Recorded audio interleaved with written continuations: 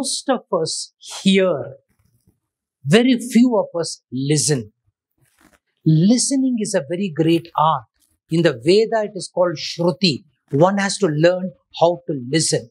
In my programs and boot camp, I'll tell you, ordinary listening is deleted listening. You conveniently delete certain things and get what you think is comfortable. Your master is telling you, your boss is telling you something. You conveniently delete some things and get things what you are comfortable. That is deleted listening. And if you have deleted listening, you will not be holistic in your listening. The second type of listening is distorted listening.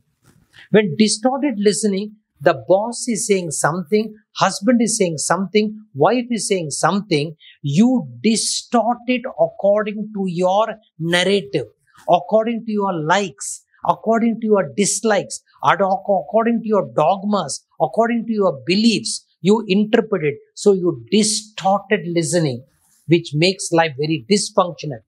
There's a third type of listening, my boot camp will say, factual listening. Boss says something, get it a fact. A rose is a rose is a rose.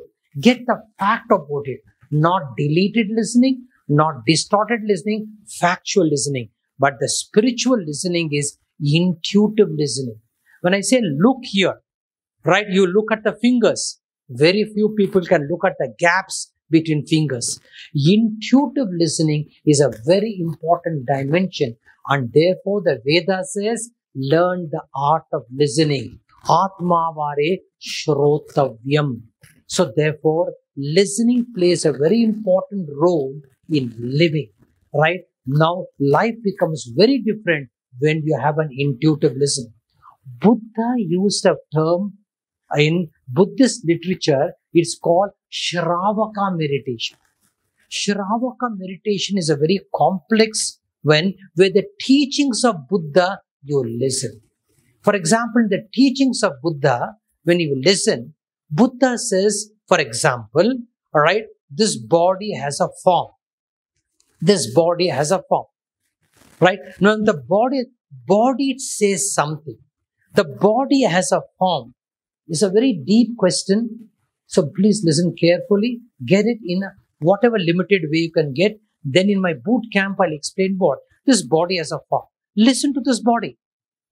But this body exists where? In some formless space. In emptiness it exists. In void. Buddha says, as you see this body has a form, there is something which is bodiless, which is formless, which is emptiness. Look at that emptiness. We call it shunya.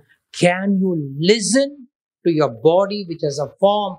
Can you listen to anything which has a form exists in a formless space, in a void? So therefore in Shravaka meditation, it is called the 5 skandhas of form. Body has a form. Listen to the form. This form cannot independently exist. It has to exist in a void, in a formless. Now we have feelings. You can't understand what I'm saying, so you get disappointed. There's feelings, but the feelings exist in a void. Therefore, void, shunya. Alright? And if you can see this, then you are beyond the feelings of pleasure and pain. You're beyond the feelings of the body being young and old.